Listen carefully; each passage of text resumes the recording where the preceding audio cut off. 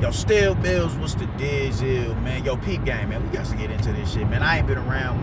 I had to get a new phone mount, man. So now I'm back. Here we go, man. We gotta talk about this Charlo and this Charlo interview with Mike Tyson, man. Man, oh man, oh man. First, like I said, man, that interview for Charlo, that isn't just relegated to just Jermall Charlo. That's relegated to his entire stable. Because it's that stable who has no intentions on fighting outside fights. They're content with fighting the fighters that are in their stable. Floyd Mayweather said that with Tank. I mean, we didn't see Wilder crossover until goddamn Tyson Fury. We didn't see him do that. He was content with staying in house. You dig? So that particular interview was game for all of them, and the game that the OG was kicking, my idol was kicking. That's for all boxers, man. Mainly the PBC, because a lot of the shit that he was speaking on, they do exclusively. But that's for all of them, because Ryan Garcia does little fuck shit too. You dig what I'm saying? So, nonetheless, man, let's really dive into this shit, man. If y'all know me, y'all know I'm not a fan of the Charlos whatsoever, man. I'm not a fan of the overt aggression. I've never been a fan of that shit, man. Like, if them niggas was in my school growing up, them would be cats that I gotta distance myself from. I'm not a tough guy, you know what I'm saying? I don't profess to being a tough guy. None of that shit. Even though my hands are trained, I don't go out in the street looking for fights. If it's any way I can get out of this situation without having to throw my hands, that's the route that I'm looking to take. Cause I don't want no drama, man. You dig? Cause you crash a nigga in the street nowadays, man. You know, it ain't just no fight no more, man. The minute niggas get to arguing, if you teeing off too bad on somebody, they can see you getting agitated, they pulling out their phones and going live on Facebook and Instagram and shit like that. And, you know, niggas can't get beat up in peace no more, you know, in private. You know, the whole world is exposed to the shit, and you wonder why niggas is out here getting clipped. So, nah, man, I'm trying to avoid that by any means necessary, man. But if I was around some niggas like that, I'm not saying they would force my hand, but I'd be a lot more quick-tempered around them. You dig me? I'd be a lot more quick-tempered around, because it's like, man, get the fuck out of it. Like, y'all, because y'all trying to curb me. Like, I had homeboys who have said shit to me, getting away with just saying shit to me that they wouldn't say to any other man, but because I'm so mild-mannered, and to a point where it's challenging me. Like, I let you have that. You fucked up in the game right now. I know your situation. This is how you get your aggression off, your aggravation off. All right, cool. I can take it. I can take it to a certain degree. I can take it. I can take it. If you can do this shit to me and get away with it, all right, cool. Whatever the fuck ever. Because your other niggas, you're not gonna be able to get away with that shit with. You know. And honestly, I'm like, I'd fuck you up. That's just what it is. Like, I'd hurt you. You dig? And I'm not in a rush to do that with nobody. So I bite my tongue. You got that. But some cats like that will really make me come out of character, man. So I don't endorse the Charlos whatsoever, even though Jermell, I think, is a top 10 pound for pound fighter. What that dude is doing right now over there on that side of the street is just, it's nothing short of amazing. He's making his mark, man. He's making his mark. And it leaves you to wonder, how the fuck did y'all come out of the same womb and y'all are so different? Y'all are, you know, two peas in a pod. I don't see how that works here. I don't see how that equates to this shit here, man. Because with Mike Tyson, how Mike Tyson was on your ass. Wow. You know what I'm saying? First off, for you to sit here and say, oh, I don't, you know, David Benavidez doesn't have anything to offer me. He ain't got anything to offer. And my biggest thing is this, man. How is that when you, David Benavidez, and Demetrius Andrade is being mentioned as the three cats that Canelo was ducking? That doesn't make any sense whatsoever. That makes no sense. They're not saying that about Korobov. They're not saying that about fucking Andre Durrell. I mean, who else? They're not saying that. They never said that about Saunders. They're not saying that about Felix Cash. They're not saying that about Carlos Gongora. They're not saying that about anybody. So on that aspect alone, that gives him something to offer. He has that at his disposal. Both of y'all are two names that are mentioned as, you know, boogeyman for Canelo. That's a hell of a lot to offer right there. That's a hell of a lot to offer. You dig? Like, so how is it? And not to mention, this is the best name. This will be the best name on your resume. There's no name out there better than on your resume better than David Benavidez, man. You do not have a stellar resume whatsoever. I don't know how people continue to gloss over that. Who you fight matters. Not only does it's all right, cool. You're evening out the risk with the reward, or the reward with the risk with the reward. Cool. We're on an even playing field. It's starting to get a counterbalance there. So now we're in an era where if you lose, I mean, you're damn near your career is tarnished because of how polluted these niggas' minds are. It's completely tarnished. So let's let the risk match the reward. You know what I'm saying? And and you put yourself in the line of fire where it's like, all right, cool, because you went through that gauntlet, you're a lot more equipped to deal with the likes of Canelo Alvarez. It's a lot easier. He's a lot easier to, I won't say a lot easier, but you will have more success with him fighting that type of opposition that you fight. Now, mind you, he didn't have anything to offer when you was talking about going up to 168. He didn't have anything to offer. He get hit too much, I'll knock him out. He this and that and the third. All right, cool. So now that we get to that, cool. Well, what's happening? Oh, I'm not fighting nobody under 25. He needs a COVID test. All that goofy shit. It's like, my nigga, what is you doing? What type of time is you on, bro? Like, that shit just doesn't make any sense, man. That makes no sense. The two niggas that you claim have nothing to offer you, they're being mentioned in the same breath as people who are allegedly ducking Canelo, or who that Canelo was ducking. You keep trying to play politics as it pertains to Demetrius Andrade, and you fucking yourself. Why? Because Demetrius, what happened with him and your brother has nothing to do with you. You think if Demetrius Andrade said, I'm going back to 154 pounds, Jermell ain't gonna go holler at that nigga? That makes no sense. That literally makes no sense, fam. You are really hindering your career by doing the shit that you're doing. So how can you sit here and say that he has nothing to offer and you ain't fighting Andrade, but you were going to fight a Jaime Munguia who was a mandatory to Demetrius Andrade, who was running from Andrade? You dig? Everything that you do in the past, it affects the now. It affects the now like a motherfucker, man. So you sitting here like you sitting on your hand. You're not forcing anybody's hands. So you're not, honestly, what do you have to offer that more so than fucking David Benavidez? You don't have a name on your resume that can match it, that matches Andre Durrell. You don't have that.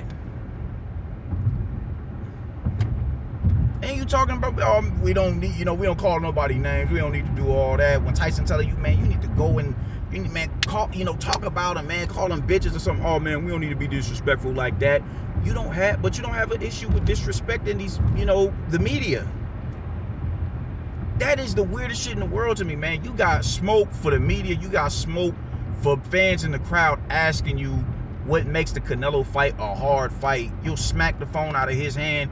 Oh man, when Jermell, after he fought Brian Castano and he said that was his toughest fight, you dumb as fuck. You dumb as fuck. You got all the shit, you got all that energy for them, but when it's time, anybody out of the ring, you got drama for, man. But when niggas, you ain't got that energy for the niggas in the ring. When Jared Hurd went oops upside your brother's head, if that was anybody else, it would have been no questions asked after that. It would have been drama.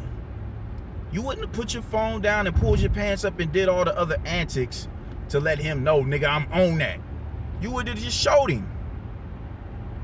Like, it just, something that just seems a little bit off with you, my nigga. Like, when it comes to other fighters, you just don't seem to have that same type energy as you do with media and fans. You dig what I'm saying? You just kept catching yourself in just contradiction after contradiction. You talking, all we do, I'm a Charlo twin. All we do is call niggas. We known for calling niggas out. And it's like, how? Because Danny Jacobs ran up and was like, man, what's good, my nigga? Like, what's happening? Like, barked a road runner. I know you remember that. And he called you out after he won his fight in the immediate aftermath of that drama. And he got no energy in return. You just, like, all right, cool. You didn't give him that rah-rah shit. It was crickets, my nigga, and it still is. And he's still a dude who's willing to come down and fight you. You dig me?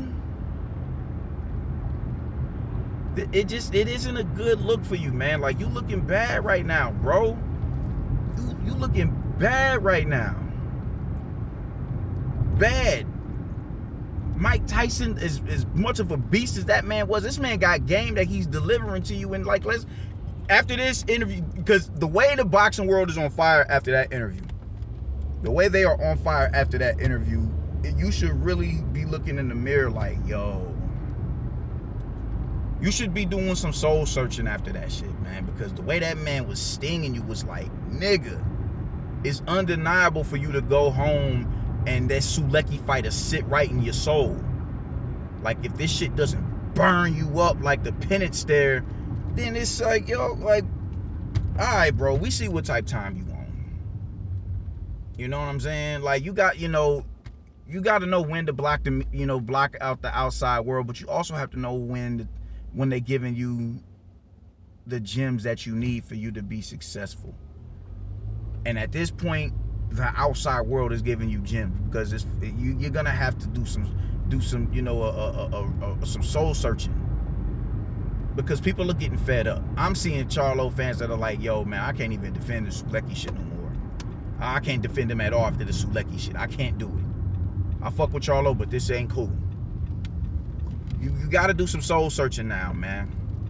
You got to. And the boxing world is on fire right now because of this shit. It's a head scratcher looking at you and how you move. It's like, man, you cool with this? Is something that you cool with? You condoning this shit? This is the move right here. This it. So I don't know, man. Is like, are we gonna see some sort of changes with you? Are you gonna look to like you, bro? you haven't even unified, bro. You haven't even unified. I don't think you've ever been unified. The only champion you beat was goddamn Bundrich at 40-something years old. I don't know what it is with you, my nigga. Like, it's like, what is we doing? Because right now you look suspect right now, G. You look suspect as hell. Hella suspect. Niggas just look like, yo, Charlo, like,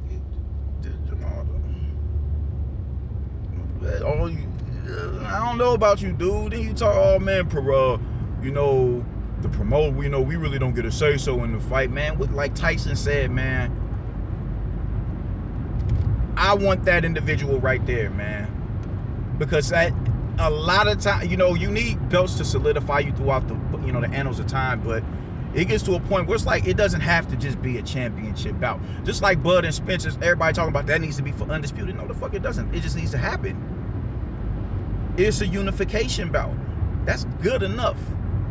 Not every big fight needs to be for undisputed. And some big fights don't even need to be for a belt. Sometimes it's just like, all right, cool. So the fact that not even that you have a belt, that's what's up. But if you was to jump up to 68 and fight a Caleb Plant like you were saying you was doing, or fight a David Benavidez, that right there those are money moves right there. Those are legacy defining moves. You were talking about promoters, they get the last say. So fam, like Tyson said, I would tell you can strip me, you can do whatever the fuck you want to do. I want him next. I don't give a fuck about this belt. As a fighter, you have power. You have power over your position. All these stables, you know, they pride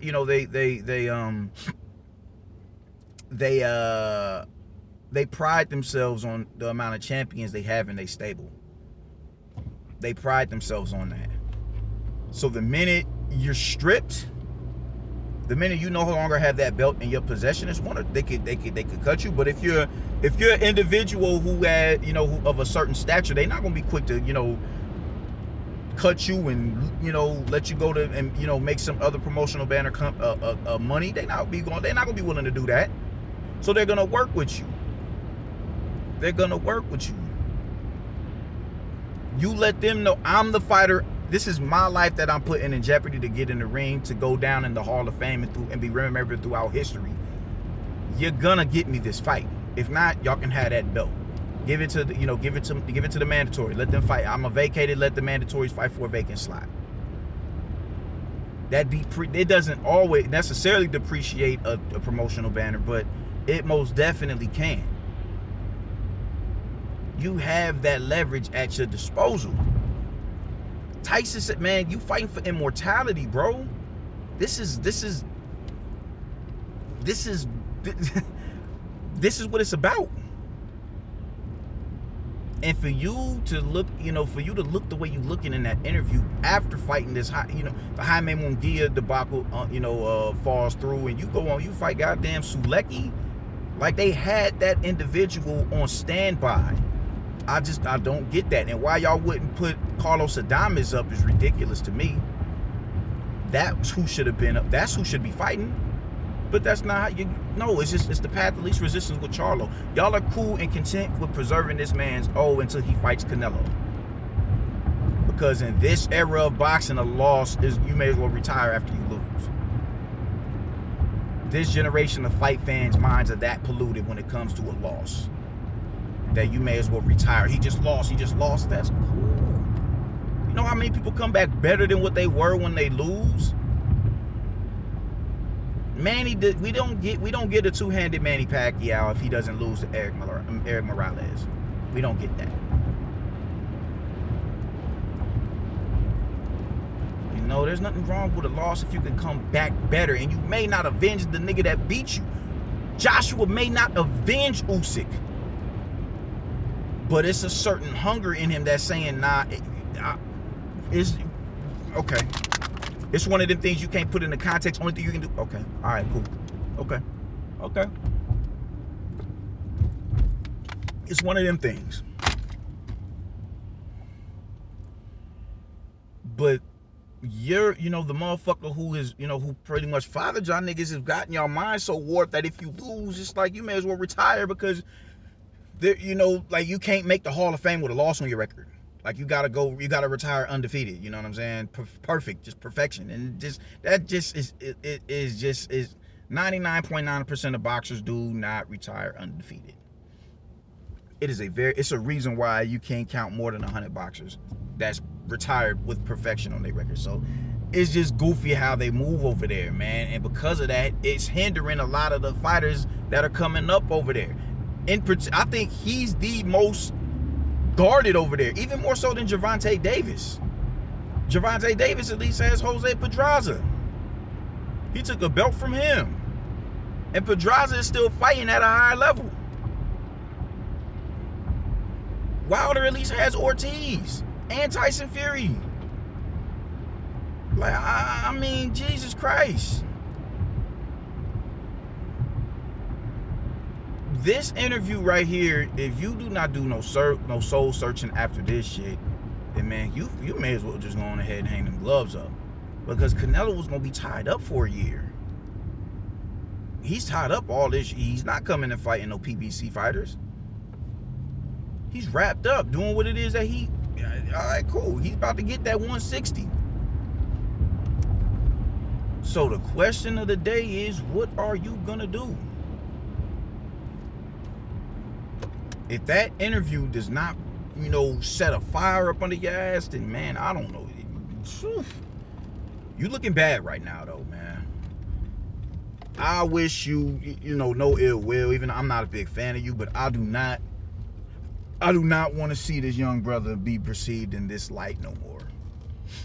I'm not a Charlo fan, but this shit is kind of like, it makes me cringe when I listen to people say the shit that they say about you. Cause it's like, god damn, niggas is calling you bitches. I'm never gonna be the dude to call you that. Cause that's just not how I get it down. But niggas is calling you bitches. Like, you's a bitch. That nigga's a bitch. You look like a bitch. That's not coming out of my mouth. I wouldn't say, I don't call dudes bitches whatsoever. That's just not my character. Unless you piss me off. Personally. And you ain't pissed me off personally. Cause I'm not invested in you like that, man. But it does kind of sting to see you in this kind of weak looking type state that you in. If this does not light a fire under your ass after listening to this, after being put on the hot seat like that, because Mike wasn't pulling no punches with you. He wasn't letting you get away with shit that you can get away with any other interviewer. You dig? That's why you let him say a lot. There's no other interviewer that you would have sat there in front of like that and just took that from him. No. Nah, you wouldn't have did that. But this is Tyson. This is boxing, not even boxing, man. Everybody knows who Mike Tyson is, and he don't fight. People bought his fights, and they knew it wasn't gonna last more than the first round. That's how iconic that man is. So you just had to sit there and take whatever it is that he was dishing. He wasn't pulling no punches with you. You needed that, and your whole stable needs that. So at the end of the day, man, what are you gonna do after being put under the fucking under the microscope like that? Because after this, like, this should, if this ain't enough for you to say no more Sulecki type opponents, no more Dennis Hogans, then you may as well go on and hang them gloves up, my nigga. Doses.